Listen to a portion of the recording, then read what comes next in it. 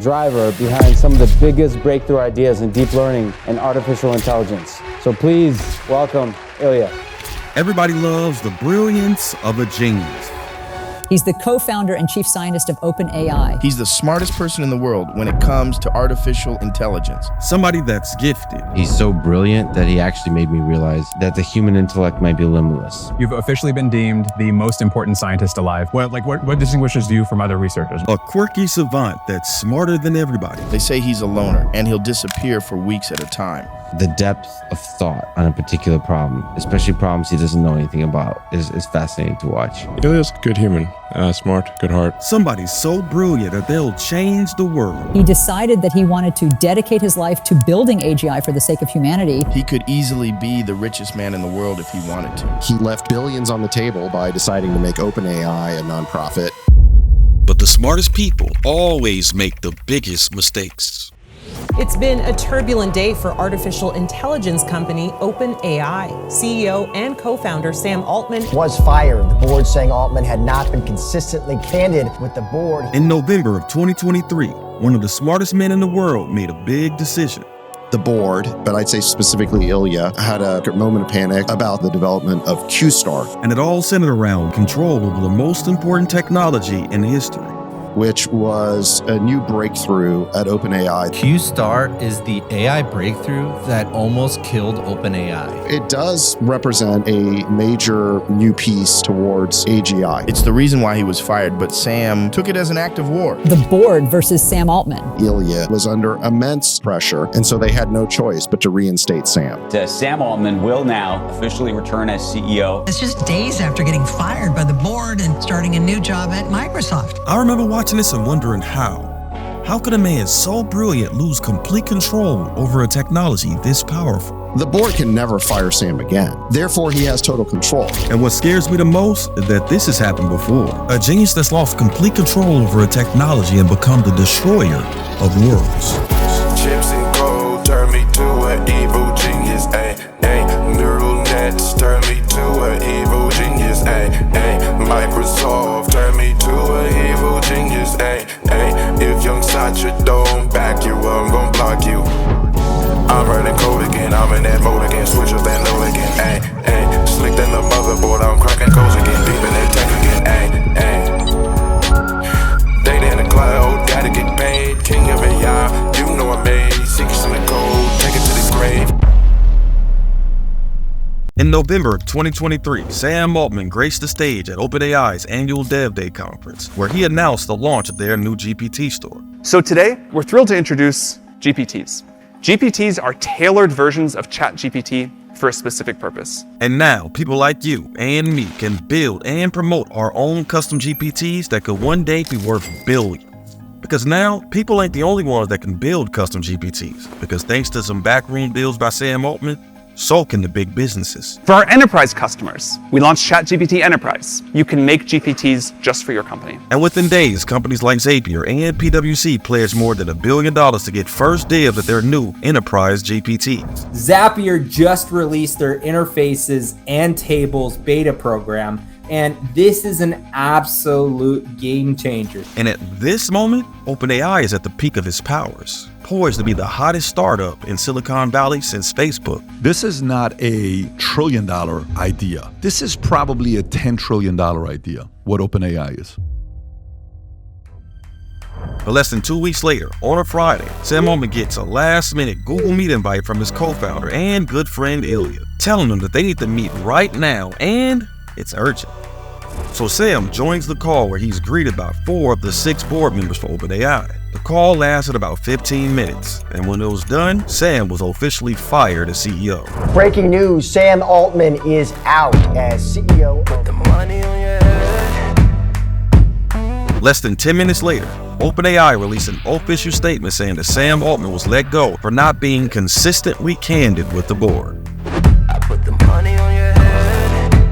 And within minutes after that, all hell broke loose in Silicon Valley. When the company that gave us ChatGPT fired its CEO. Sam Altman. Development rocking the tech world, the unexpected firing of OpenAI CEO Sam Altman. Yeah, that's right. The OpenAI board fired Altman. And all of the drama that came in the weeks that followed forced a lot of people to start drawing parallels between OpenAI and Apple. I mean, think about it. We have a lovable, business-minded CEO at odds with his co-founder, the brilliant engineer behind the technology. I am tired of being Ringo when I know I was John. Everybody loves Ringo. And I'm tired of being patronized by you. And now we have the added bonus of the boards of both companies decided to fire the CEO, only for him to return and ultimately have to save the company. But I'm gonna be honest, this ain't really a fair analogy. Cause yes, there are parallels between OpenAI and Apple, but let's get one thing straight right now. Ilya is not the next Steve Wozniak. Nah, the real story is that he's the next Oppenheimer. Now I am become death, the destroyer of worlds.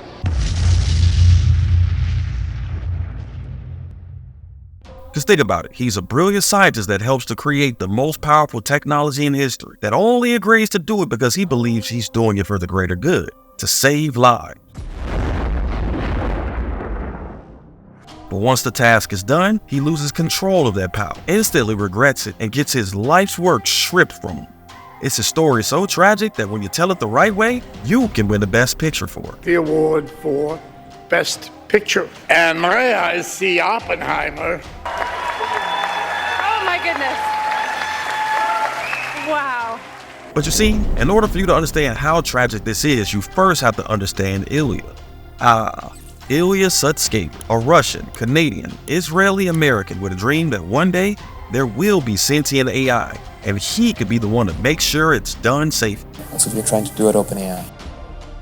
Be at the forefront of research and steer the research so to maximize the chance that the future will be good for humans. And everybody that knows him have nothing but good things to say about him, from how much they love him, I love Ilya, to how brilliant he is, he's so brilliant, to how he doesn't care about money. I don't think Ilya is motivated by money. I think he's motivated by wanting to keep OpenAI intact.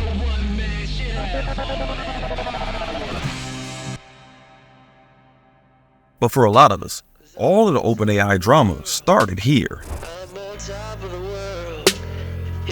With a tweet from Elon sent just 2 days after Sam Altman was fired. And it's in this tweet where Elon says what everybody was already thinking. That Ilya would never take such drastic action unless it was absolutely necessary. Because mathematically speaking, Ilya had to be the deciding vote in order for Sam to be fired in the first place. I mean, of course Ilya knew. It's no way Sam gets fired unless Ilya votes yes. But then, just a day after Elon's tweet, Ilya makes a post of his own. But his is a tweet where he's apologizing and vowing to reunite the company.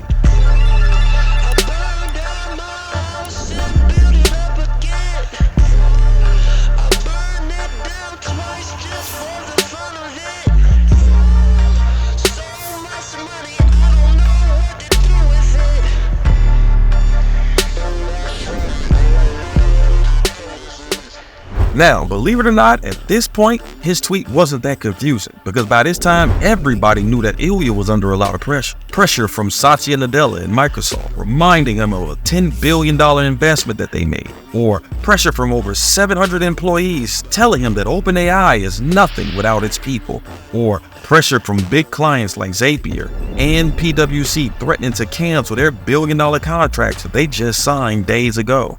And then there was pressure from one of the richest men alive, begging him to tell the world what happened.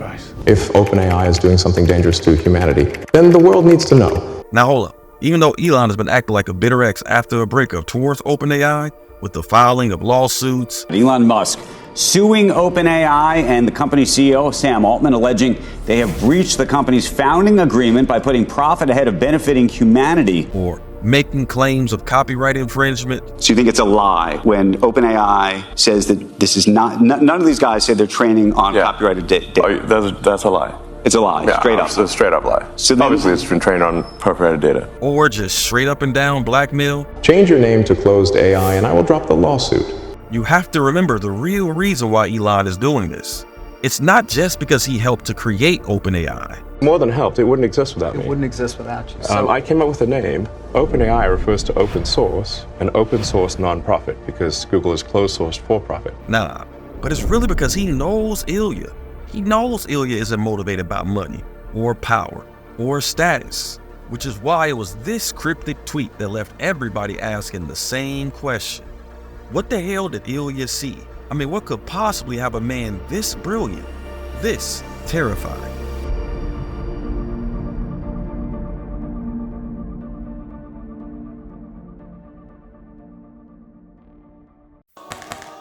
In 2014, Elon Musk had a dream. Well, it was more like a nightmare. He was becoming more and more terrified of AI, because from his point of view, all of the warnings of the AI apocalypse were starting to take shape.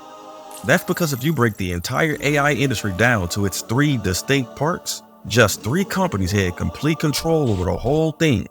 Now with the landscape looking just like this, Elon knew that the world was in trouble. I mean, seriously, there's literally a dozen plus movies warning us about letting one government or company invent a super powerful AI. And yet here we are doing our best to turn a science fiction dystopia into a reality. And so Elon knew the only way to combat a big, closed source, for-profit company being in sole control over the most powerful technology ever was to create the exact opposite.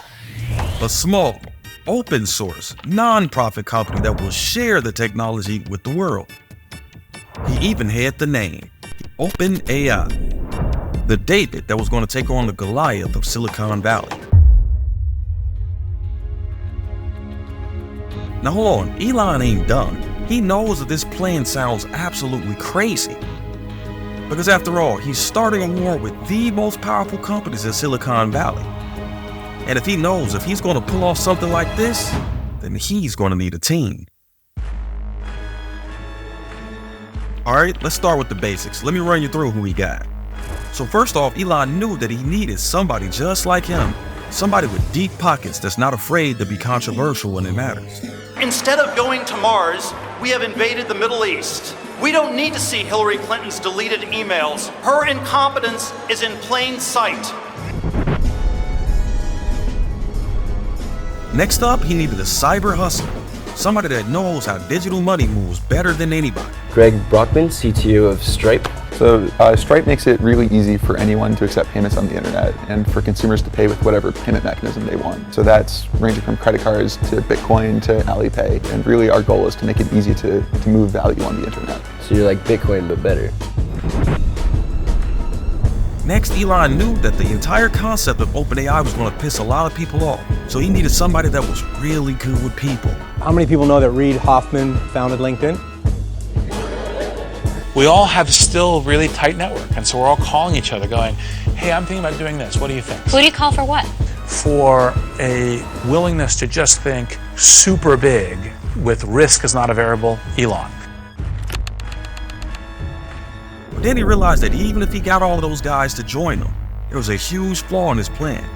What happens if one of them leaves? So he needed a recruiter, a Swiss Army knife of Silicon Valley. Somebody that's so connected, so talented, and worst case scenario can replace anybody, including Elon.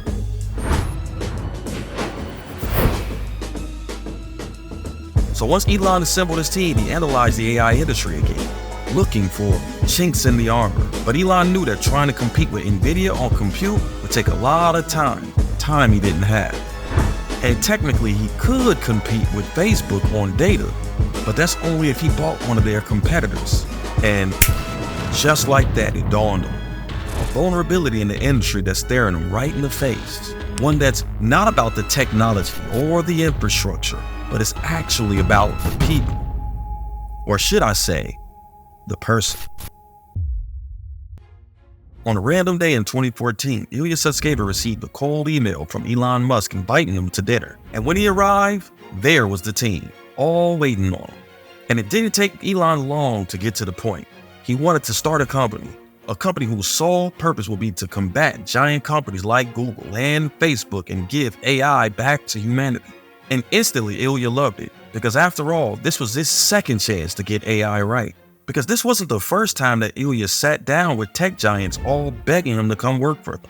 Everything has a beginning, even AI. So in the distant, dystopian future, when a human asks when and where did all of this start, we should be able to point here. because it was here that these three men won the ImageNet Large-Scale Image Recognition Challenge with a breakthrough convolutional neural network model. Or to put it another way, and I'll let Morpheus explain it. We marveled at our own magnificence as we gave birth to AI. AI? You mean artificial intelligence? And so I don't bore you to death, I want you to think of this moment as that scene from Terminator 2. You know, when Miles Dyson finds the robot arm and chip from the future and uses it to create killer robots. Yeah, this is kind of what winning ImageNet was like. And this moment was so huge in the tech world that these three men formed a company called DNN Research. And within weeks, a bidding war started between companies like Baidu, Google, DeepMind, and Microsoft. Every single company throwing a boatload of cash at these men to further their AI research. Now mind you, at the time this company only consisted of 3 people. They had no product, no service, not even a damn company logo yet, but they were still getting offered millions for their company. But in the end, DNN Research decided to go with Google, mainly because of their don't be evil clause in their code of conduct. And the rest of the companies, they just didn't make sense. But imagine how these guys felt that shortly after they sold to Google, Google turned right around and bought out DeepMind, one of the competitors that was just bidding on DNN Research. Then Google began to systematically collect all of the known AI talent from around the world. And together with DeepMind, they dropped some of the most powerful AI apps ever seen. Stuff like AlphaGo, AlphaZero, and AlphaFold, all breakthrough AI revolutionary applications. All while they silently removed their don't be evil clause from their code of conduct. And it was just around this time that a lot of people started to become concerned about AI and the fact that Google was the only company in the world that truly had it. And so now imagine how Ilya must have felt, working for the only company in the world with the power of AI in their hands. And he's one of the very few people that actually understands how dangerous it is. Which brings us back to that moment, that dinner with Elon and the gang, because it was this reminder of how selling to the wrong company or working for the wrong company just doesn't sit right with Ilya. Because it was at that moment that Ilya decided to jump ship from Google and officially become the mind behind OpenAI.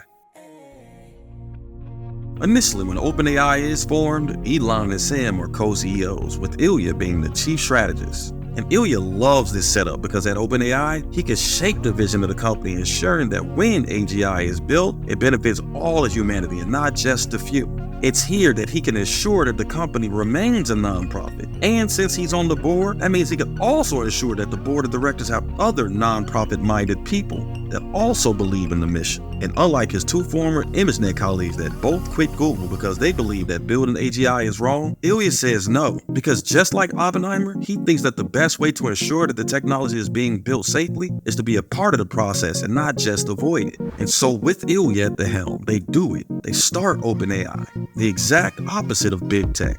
But there's only one problem. You see, building AGI is kind of expensive. Let me ask you something. You remember this scene from The Matrix? You know, when Morpheus explained that the entire purpose of The Matrix is that AI needs power from humans? The Matrix is a computer-generated dream world built in order to change a human being into this. Well, if you understand that, then you already understand the immediate paradox that OpenAI was in from day one. For example, take a look at this. This is an email from Elon sent to Sam Altman and Greg Brockman, where Elon is urging them to raise a minimum of $1 billion to avoid sounding hopeless. So here we have a company whose sole purpose is to take down big tech with sheer altruism, needing the money that only big tech companies have to give. So in order to be able to fight Google, Sam and OpenAI decided to make a deal. A deal with one of those big tech companies that competed for Ilya the first time around. But this time, it'll be different. You know, because they'll cap the profits at Microsoft. We learned early on that we were going to need far more capital than we were able to raise as a nonprofit. We had tried and failed enough to raise the money as a nonprofit. We didn't see a path forward there. So we needed some of the benefits of capitalism, but not too much. Now, to put things into perspective, this kind of reminds me of Game of Thrones.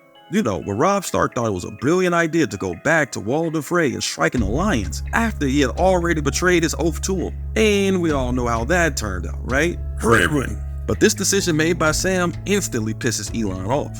because Elon knows that partnering with Microsoft is a big problem. And I do worry that Microsoft actually may be more in control than, say, the leadership team at OpenAI realizes. I mean, Microsoft, as part of the Microsoft investment, they have rights to all of the software, all of the model weights, and everything necessary to run the inference system. So they essentially have a great deal of control. At any point, Microsoft could cut off OpenAI.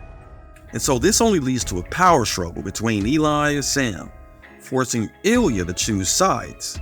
And this time, he picked Sam. So now that Elon is out, he decided to point his attention towards his only other option to get into the AI game, which is to buy the company that has enough data to compete with Facebook. And once this decision was made, it meant that billions of dollars of funding that Elon was willing to offer OpenAI was no longer an option. Now, even though Elon is saltier than a cracker soaked in bacon grease, even you gotta admit by now that something about this is off, right? Because with every passing day, the idea of OpenAI being this small, open source nonprofit just ain't true anymore. And now after all the drama, Ilya and the other two nonprofit-oriented board members are gone. And now, only the for-profit people with big tech experience and big tech money remain. Which brings us back to Ilya. So what does he do now? Knowing that he's surrounded by big tech investors, big tech clients, and co-workers who all see dollar signs with each new breakthrough. Knowing that his two ImageNet colleagues, the true creators of AI, have both gotten completely out of the game, choosing only to use their platform to raise awareness about the dangers of AI. Knowing that even when he walks into the offices of OpenAI now, he's all alone. Because who wants to work next to the guy that just tried to destroy your livelihood? And you know what? Even if Ilya can somehow convince 1 million people to sign letters to Congress, or leak another memo to Reuters about breakthrough AI models, or even if he decides to quit OpenAI tomorrow, none of it matters anymore because the AI genie is out of the bottle. Because now AGI will be built with or without him. Besides, we all know how the story ends, right? The story of the brilliant scientist that invents this awesome thing and then it gets stripped from him. He'll just be another name added to the pyre with names like Tesla, Turing, Oppenheimer, and now Sutskever. And you want to know what the craziest thing about this story is that how one of the smartest men on the planet with access to a supercomputer still can't stop history from repeating itself.